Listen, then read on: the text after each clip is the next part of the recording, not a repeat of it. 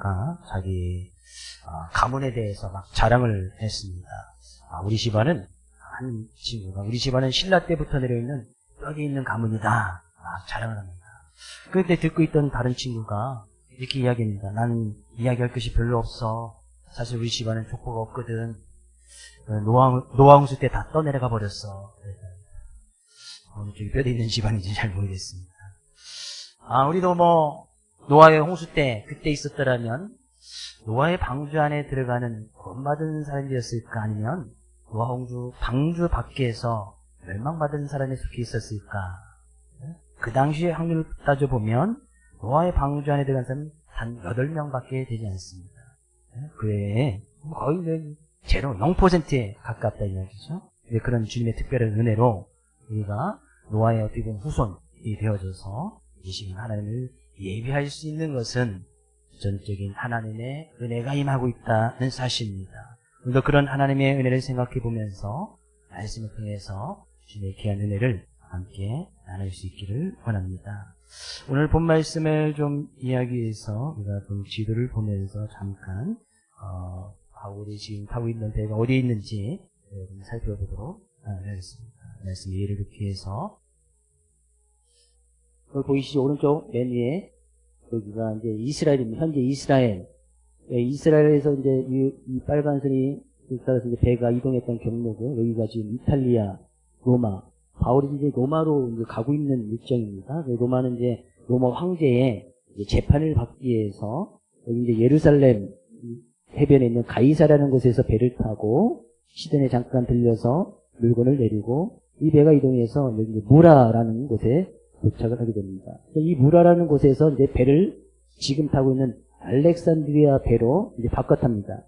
알렉산드리아라는 것은 여기가 지금 현재 이집트인데, 이집트 요이쪽에 알렉산드리아라는 곳이 있습니다. 그러니까 알렉산드리아 지역에서 이제 곡물이 많이 나기 때문에 이 지역을 이제 배들이 다니면서 이제 이 지역은 이제 다 로마의, 그때 당시에 로마의 영향력 아래 있는 곳이었습니다. 알렉산드리아도 마찬가지로. 그래서 알렉산드리아 배다라는 것은 이 지역에서 나는 곡물을 수송해서 이동하고 로마까지 그 곡물을 운송하는 그런 배였음을 알 수가 있습니다. 근데 이 알렉산드리아가 마침 여기 있었고, 이것이 이제 로마로 가는 배였습니다. 근데 이 알렉산드리아 배가 이 무라라는 곳에서 이쪽으로 이제 니도라는 곳에 도착하게 되어져서, 그냥 이 날씨가 좋았더라면 로데로 그래서 이쪽으로 해서 로마로 이제 가서 곡물을 내리고 운송하는 그런 배였는데, 이 니도라는 곳에서 바람이 이제 세게 불모를 내서 선장과 선주가 이 그레데 섬을 좀 바람막이로 해서 우리가 좀 이동했으면 좋겠다. 이제 바람을 통해서 이 배가 이렇게 밑으로 내려와서 여기가 이제 바로 이제 미양이라는 곳에 배가 도착을 합니다. 이 미양이라는 곳에서 이제 바울이 우리가 이제 날씨가 겨울이기 때문에 이곳에서 겨울을 좀 지내고 갔으면 좋겠다. 바울이 이렇게 의견을 내지만 선장과 선주는 이 미양이라는 곳이 너무나 작기 때문에 요 옆에 베닉스라는 곳에 가서 우리가 겨울을 좀 지내자. 그래서 선원들이 이 선장의 말을 듣고 이 미양이라는 곳에서 베닉스로 가는 그 도중에 유라골로라는 이제 태풍을 만나게 됩니다. 그래서 이제 그 유라골로라는 태풍 때문에 이들이 이제 막 배가 이제 방황을 하다가 결국에 이제 오늘 한 섬에 걸리게 되어지는데, 바로 이제 여기가 바로 멜리데 섬입니다. 멜리데 섬에 이제 배가 14일이 지난 다음에 도착하게 되어지고, 이 전체 바다를 우리 이제 지중해라고 이야기를 합니다. 지중해는 이제 여기가 이제 로마니까, 그리스 로마니까 이제 유럽이고, 이제 여기가 튀르키예, 여기가 밑에가 이제 아프리카, 그 사이에 있는 바다를 이제 지중해라고 하는데, 지중해는 이제 유럽인들이 많이 휴가를 가고 휴가를 즐기는 그런 곳이 됩니다. 그래서 이 지중해 가운데 있는 이 조그만 섬, 실제적으로 이제 지도가 확대해서 그렇지, 실제로 보면 여기 점과 같은 멜리데 섬에 도착하게 되어졌다. 오늘 본 말씀이 이제 거기서부터 시작이 됩니다. 지도 이해되시죠? 근데 이 멜리데 섬이 도착하게 됩니다. 근데 우리가 이제 지도를 봐서 알지만 이 지중해 가운데 이 멜리데 섬은 너무나 작은 섬입니다. 근데 이 바울이 일행이 탔던 그 배가, 알렉산드리아 배가 270명이 타고 있었는데, 그 배가 이 멜리데 섬에 무사히 상륙하고 정착할 수 있는 그런 확률이 얼마나 되겠습니까?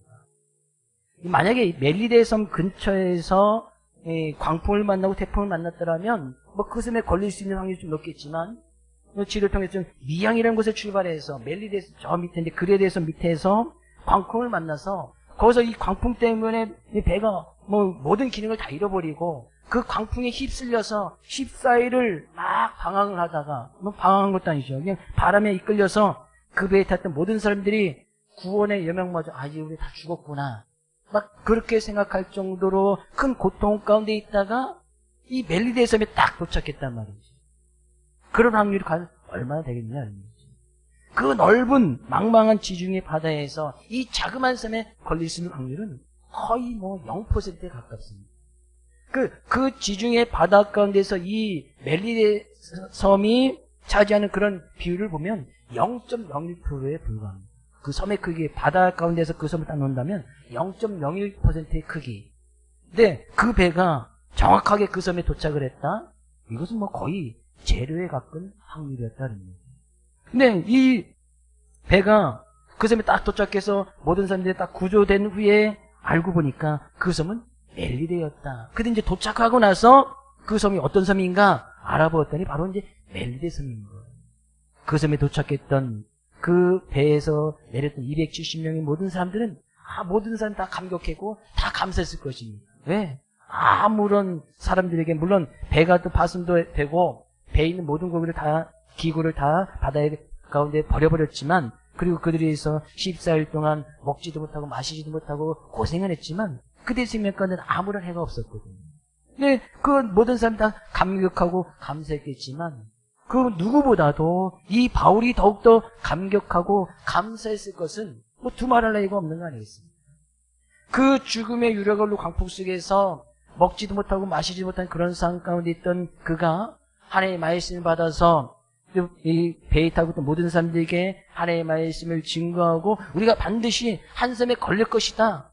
바울이 그렇게 선언하지 않습니까? 네, 하나님께서 주셨던 그 말씀 그대로 이 섬에 딱 걸리게 되어지는 거예요. 근데 이 걸린다라는 그런 뜻은 뚝 떨어졌다 그런 이야기예요. 그러니까 지중해 그 넓은 바다 저 밑에서 광풍을 만나서 배가 뭐 거꾸로 가서 저 반대편으로 갈 수도 있고 북쪽으로 남쪽으로 갔다서 뭐 다른 지역으로 갈 수 있었을 텐데 이 로마로 가고 있는 그런 가운데 있는 그 멜리데 섬에 딱 하나님께서 걸리게끔 딱 떨어뜨려 주셨다는 얘기예요. 하나님께서 정확하게 그 섬에 떨어뜨려 주셨다는 얘기예요. 그런 은혜를 알았던 이 바울은 그 누구보다도 더 감격하고 감사했을 것이 분명하다 그런 이야기예요. 하나님께 주신 말씀 그대로 그 배에 타고 있던 그 어느 누구도 생명에 이르는 아무런 지장이 없이 확률상 거의 제로와 같은 그런 일들이 그 넓은 지중해 망망의 바다에서 하나님께서 말씀하신 그대로 다 걸려버렸다는 얘기예요.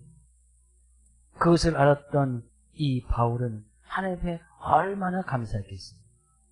하나님의 말씀을 믿었던 이 바울은 바울을 위해서 어떤 죽음의 강풍 속에서 바울을 그냥 이 핀셋으로 딱 집어내고 이끌어내시듯이 로마로 가 있는 그 길목에 있는 아주 자그마한 섬, 이 멜리데 섬에 하나님께서 그냥 뚝 떨어뜨려 주셨다 그럽니다.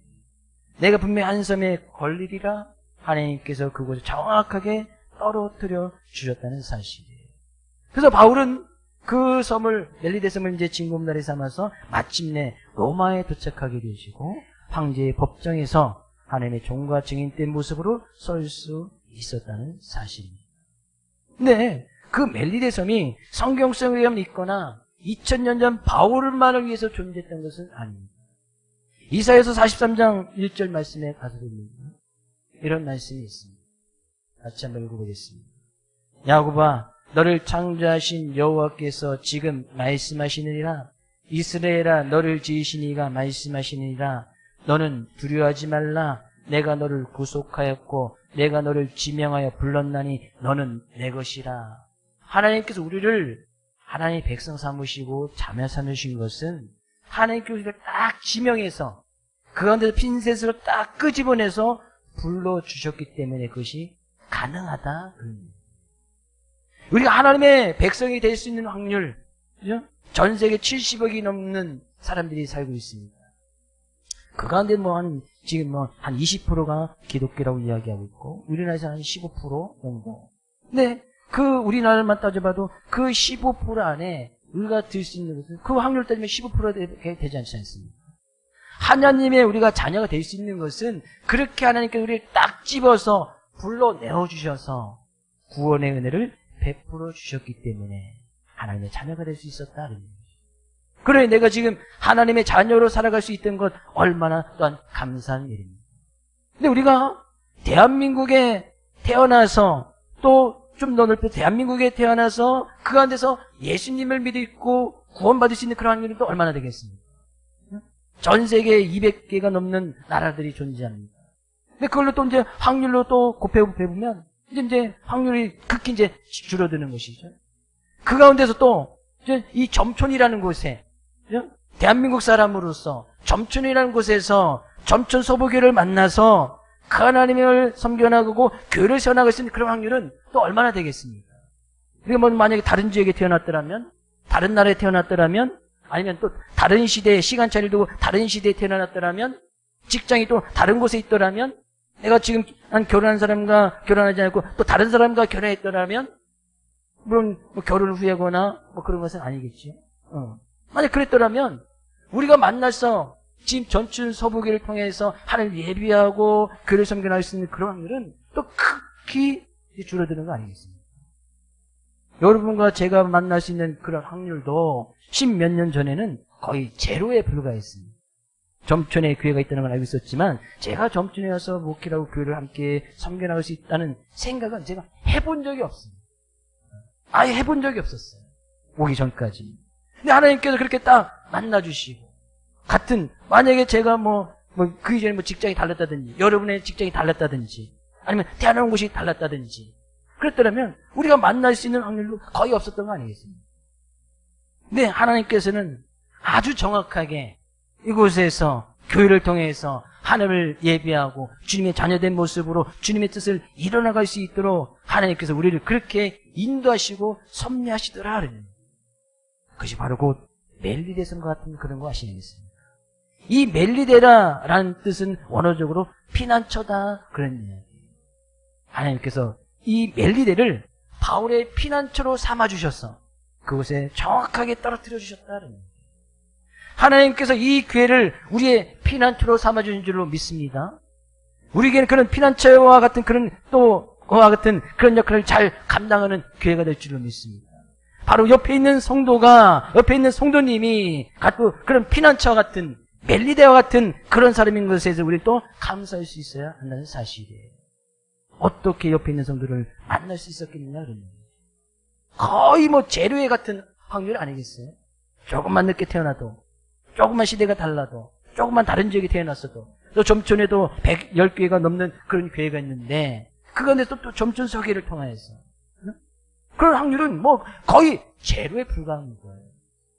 옆에 있는 성도를 만날 수 있는 것은 특별한 하나님의 은혜와 섭리가 있기 때문이다. 우리 옆에 계신 성도님에게 성도님 때문에 감사합니다 이야기해 주세요. 왜 감사한 거예요? 이렇게 만나서 함께 예비드리고 함께 교회를 섬겨나갈 수 있음에 그것은 하나님의 특별한 은혜가 있기 때문에 그렇다 아니겠습니까? 그 우리는 성도님만 봐도 감사한 거예요. 같이 예배를 드시니 감사드립니다. 오늘도 우리가 살아 숨을 쉬며 하나님을 예배할 수 있는 거 당연한 것 같지만 결코 당연한 일이 아닙니다. 오늘을 보지 못했던 어제까지만 샀던 사람들이 오늘 수백 명의 사람들이 오늘을 보지 못했습니다. 전 세계적으로 따지면 수만 명의 사람이 오늘을 보지 못했다는 얘기예요. 오늘 하나님의 예배를 드리고 싶어도 보지 못한 사람들이 수만 명에 이르고 있다. 근데 우리가 오늘 숨을 쉬며 그 하나님을 찬양하고 예배하고 있다. 바로 이곳에서 바로 하나님께서 세워주신 이 교회에서 그런 하나님을 바로 옆에 있는 성도님과 함께 예배드릴 수 있다는 거 얼마나 크신 은혜입니다. 하나님께서는 그 바울을 위해서 그 멜리데 피난처를 딱 삼아서 그 섬을 예배해 주셨다는 거예요. 하나님께서 이 교회를 예배해 주시고 옆에 있는 성도들을 예배해 주셔서 피난처 삼아서 함께 하나님을 섬기며 예배할 수 있도록 인도하신 그런 하나님의 은혜에 늘 감사할 수 있어야 한다는 사실입니다. 그 섬에 도착하고 나니 그 섬의 당시의 날씨는 이랬습니다. 2절 비가 오고 날이 참해. 비가 오고 날이 차는 겨울 날씨였음을 알 수가 있습니다. 왜? 그 이전에도 바울이 미양이라는 곳에서 우리가 이곳에서 겨울을 나자라고 했으니까 배가 지금 이동했던 그 시기가 이제 겨울, 당시 이제 11월 말부터 한 2월 달까지는 그 지역에 이제 배의 어떤 출항을 또 금기시하는 그런 그 당시에 이제 어떤 조선 기술로서는 그 이제 그런 광풍이나 태풍 이겨낼 수 없기 때문에 거의 이제 금지하는 그런 기간이기도 했습니다.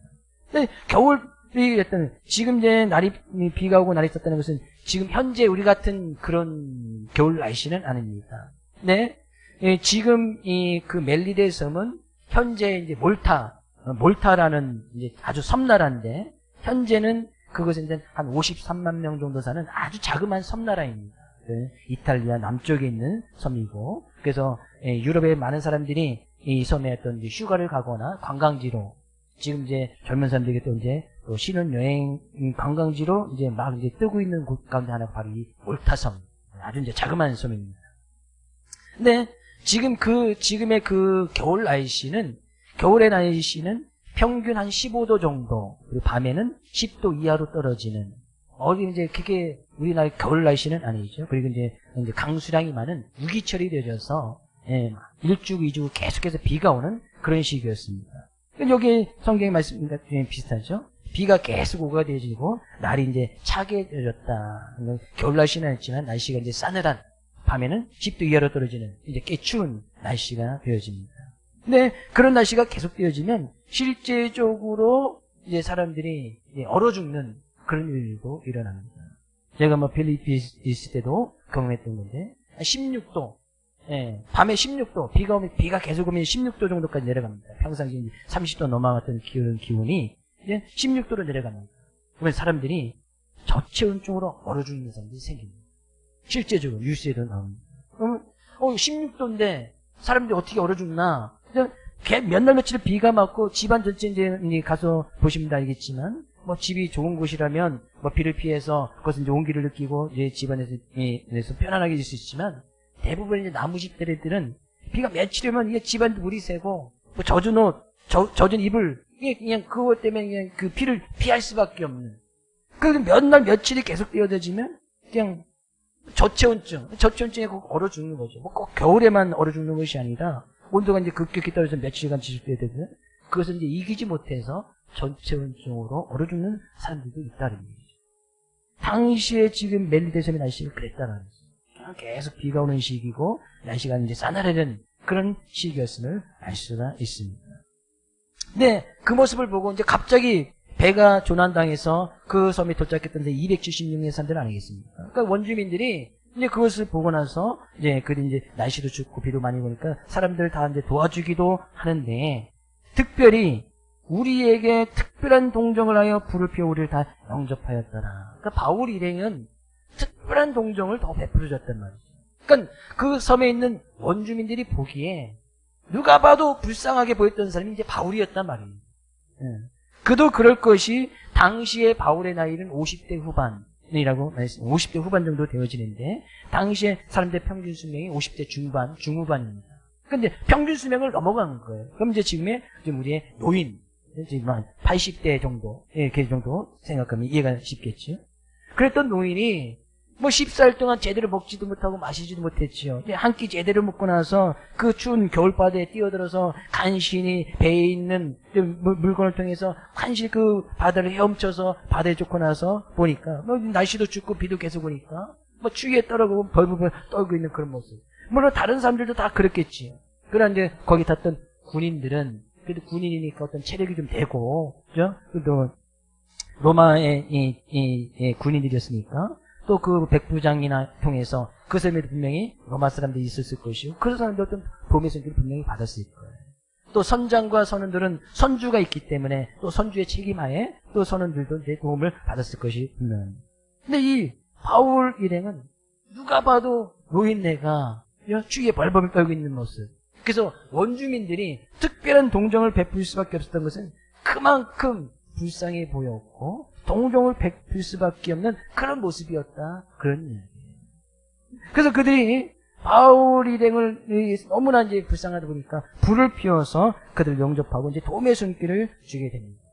근데 그 불을 피웠던 그곳에서 이제 바울이 이제 불을 피워서 이제 그들이 이제 잘 대접해 주니까 자기가 이제 그 불에다가 이제 나무를 더 갖다 넣기 위해서 나무를 한 묶음 갖다가 집어넣는데 이제 불이 뜨거우니까 그 가운데서 이제 그 나무 다발에 숨어있던 독사가 나와서 바울 손을 이제 물게 됩니다. 근데 바울이 그 모습을 그 원주민들이 본 거예요. 독사가 이제 그 손에 매달려 있는 것을 보고 그들이 이렇게 생각을 합니다. 4절. 원주민들이 이 짐승이 그 손에 매달려 있음을 보고 서로 말하되 진실로 이 사람은 살인한 자로다. 바다에서는 구조를 받았으나 공의가 그를 살지 못하게 함이로다. 그러니까 그들의 원주민들의 생각 가운데서는 독사에 물리면 그 사람은 살인자다 라고 생각하는 그런 토속신앙이 있었던 것 같습니다. 그러니까 이 독사에 물려서 만약에 지금도 마찬가지지만 뭐 독사에 물렸다면 큰 치명상을 입거나 제때 치료하지 않으면 이제 목숨까지도 잃는 경우가 다반사지 않습니까? 근데 그때 당시에는 뭐 그런 의학기술이 더 발달되지 않았습니까? 독사에 물려서 죽는다. 이것은 그들이 이제 큰 어떤 살인자와 같은 큰 죄를 저지른 사람이 분명하다라고 생각하는 그런 어떤 토속신앙들이 있었던 것 같습니다. 그래서 그들은 이제 바닷 가운데서 이제 간신히 살아남긴 했지만 저 바울은 아마 이제 큰 살인과 같은 큰 죄를 저질러서 이렇게 심판을 받는구나. 독사에 물려서 이렇게 심판을 받는구나. 라고 이제 그들이 수근수근 거렸단 말이죠. 근데 시간이 지나도 바울이 이제 그 짐승을 불에 떨어뜨리며 근데 조금도 상함이 없습니다. 원주민들이 지켜봅니다. 시간이 지나면 먼저 쓰러진다든지 열이 나든지 아니면 죽든지 뭘 해야 되는데 바울에게 아무런 일이 일어나지 않는다. 한참을 지났는데도 아무런 일이 일어나지 않고 바울은 멀쩡하게 됐습니다. 주민들의 어떤 상식으로나 경험으로는 있을 수 없는 일이 일어나는 거예요. 그들이 이제는 생각을 바꿉니다. 이제는 바울이 신과 같은 사람이구나. 이 신이 아니고는 이런 일이 일어날 수 없다. 라고 이제 바울에 대한 어떤 생각이 바뀌게 되었습니다. 근데 그런 소문이 그 섬에 이제 삽시간에 퍼져버리는 거예요. 뱀에 물렸는데 독사에 물렸는데 이 사람이 아무런 해가 없이 멀쩡하더라. 신과 같은 존재다. 그 소문이 막 퍼지게 되어지는데 그 섬에서 가장 높은 사람 이 보블리오라는 사람이 그 근처에 토지가 있어서 바울 일행을 불러다가 영접하고 사흘이나 친절하게 머물게 그 자리를 이제 제공을 해줍니다. 이제 그 근처의 토지에서 이제 그 머물 수 있도록 이제 자리를 제공해 주시는 것이죠. 근데 바울이 그것을 그 섬의 1인자였던 이 보블리오가 자기들을 초청하여서 그를 은혜 베푸니까 그 집에 들어가서 이제 은혜를 받다 보니 마침 그 집에 보블리오라는 이제 아버지가 열병과 이 집에 누워있는 것을 보게 돼요. 근데 이 본문을 기록했던 누가라는 사람은 의사 출신 아닙니까? 그 의사 출신이었던 이 누가가 보기에 열병과 이질이 있는 것이 분명했습니다. 그래서 성경이 이제 그렇게 기록을 하고 있습니다. 근데 당시의 의학으로는 뭐 열병이나 이질 모두 다스리기 쉬운 병이 아니었습니다. 지금이야 뭐 열병이나 이질 같은 거 약이 몇 번 먹으면 충분히 알 수 있는 그런 병이지만 당시에는 그것 때문에 목숨을 잃는 경우도 많이 있었습니다. 그러니까 그 병을 고치지 못하고 그 부친이 계속해서 이제 누워있는 거 아니겠어요? 네, 바울이 그 모습을 보고 그 방에 들어가서 그 부친에게 손을 얹고 기도하고 그 결과 그가 깨끗하게 받아서 깨끗하면서 고침을 받게 되는 그런 일이 일어납니다. 근데 그 일은 이제 시작이 불과했어요. 근데 그 소문이 또 순식간에 퍼져버리면서 그 섬에 있는 그 섬 가운데는 다른 병든 사람들이 와서 고침을 받았다. 이게 다른 병든 사람이라는 것은 병 때문에 계속 고통을 받고 있었던 사람들을 이야기합니다. 그 당시에 어떤 의학 기술로는 나음을 받지 못한 그런 사람들이 다 찾아와서 고침을 받게 되어졌다라고 기록을 하고 있습니다. 네, 바울이 그들에게 단순히 병만 고쳐줬을까요? 그래서 이제 기도했다는 것은 그들이 기도하면서 그들에게 하나님의 말씀을 증거했다는 얘기예요.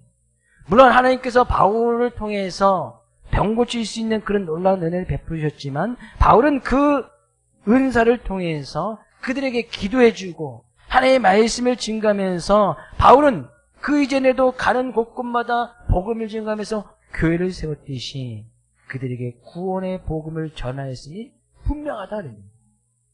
하나님의 종과 증이었던 이 바울은 구원의 복음을 전하는 것을 갖다 당연한 일로 생각했고 그들 가운데 병자들이 왔을 때 그들에게 기도해주고 말씀을 증거해주고 어떤 영적인 육체적으로 고침을 주면서 특별히 영적으로도 하나님의 말씀을 증거하면서 하나님의 자녀가 되도록 그들을 말씀으로 권면하고 그 가운데서 많은 섬에 있는 사람들이 멜리데면에 있는 많은 사람들이 이 바울을 통해서 새 생명의 역사에 일어나고 구원을 받게 되는 놀라운 일이 일어났다. 잘 생각해 보면요. 바울이 그 지중해 바다에서 이 섬에 딱 도착할 수 있는 확률은 제로입니다.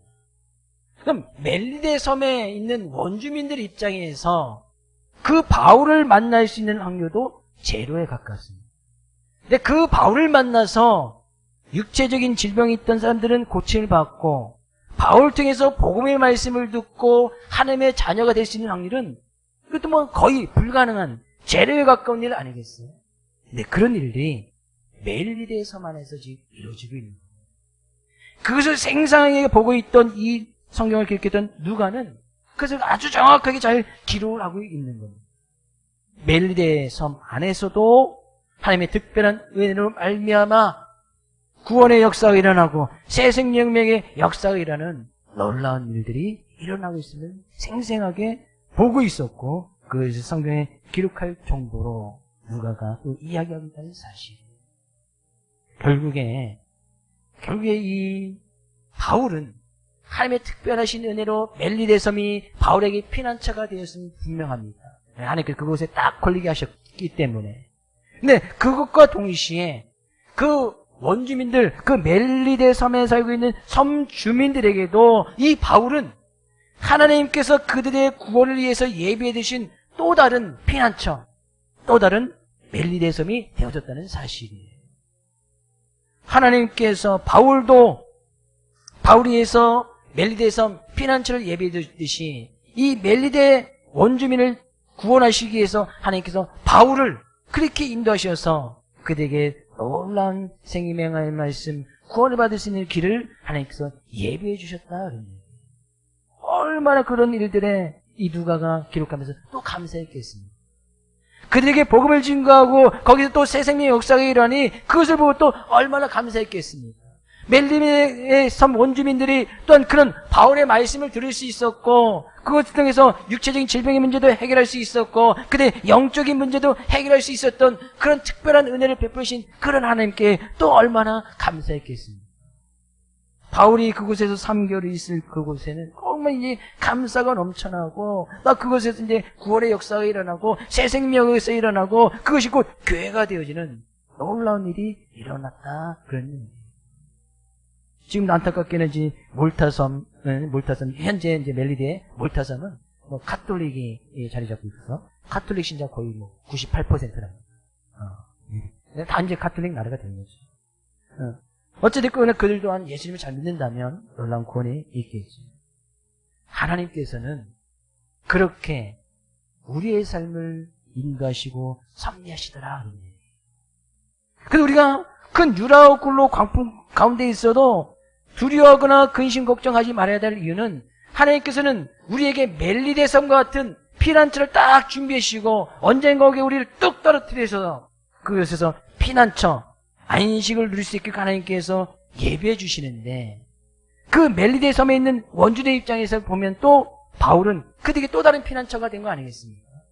육체적인 문제, 영적인 무엇보다도 영적인 문제, 구원을 받는 새 생명의 놀라운 은혜를 하나님께서 허락해 주셨으니 그들 중에도 너무나 감사한 일이 일어나고 있는 거예요.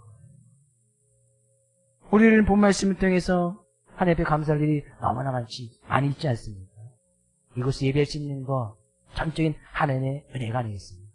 그러면 그 은혜를 받은 우리가 삶을 살아가면서 우리에게는 또 다른 누군가에게 멜리데섬과 같은 피난처와 같은 그런 은혜를 우리를 통해서 이루시고자 하는 은혜의 통로로서의 삶을 살아갈 수 있어야 한다는 사실입니다. 나를 통해서 누군가에게 내가 멜리데섬이 되어져서 누군가에게 그런 내가 받았던 은혜를 나눠주고 생명의 은혜를 나눠주고 복음의 말씀을 나눠주어서 그들도 피난처가 되고 멜리데섬이 될 수 있도록 우리는 그런 삶을 살아가야 한다는 사실이에요. 그러기 위해서는 우리는 늘 하나님께서 베푸신 그 은혜에 늘 감사하는 마음을 잊지 말아야 할 것입니다. 보통 5월은 가정의 달, 감사의 달 이렇게 많이 이야기하고 있지 않습니까? 우리는 그런 하나님 앞에 얼마만큼 감사하면서 나가고 있습니다. 오늘 숨을 쉬는 거 감사하고 있습니까? 우리의 가정을 허락해 주신 거 감사하고 있습니까? 우리가 오늘 교회를 통해서 하나님 앞에 예배드릴 수 있는 거 감사하고 있습니까? 그런 감사의 은혜를 우리가 누리고 있다면 우리는 또 다른 누군가에게 멜리데의 섬이 되어져서 나로 말미암아 안식을 누리고 피난처를 누리고 은혜를 받을 수 있는 은혜의 통로의 삶을 살아가고자 원하시는 그 주님의 뜻을 이루어드려야 할 줄 믿습니다. 이번 한 주간도 그런 삶의 모습을 통해서 하나님께 감사하고 그런 감사의 은혜를 나눠주고 베풀어 줄 수 있는 우리 사랑하는 모든 성도들 될 수 있기를 주의 이름으로 축복을 드립니다.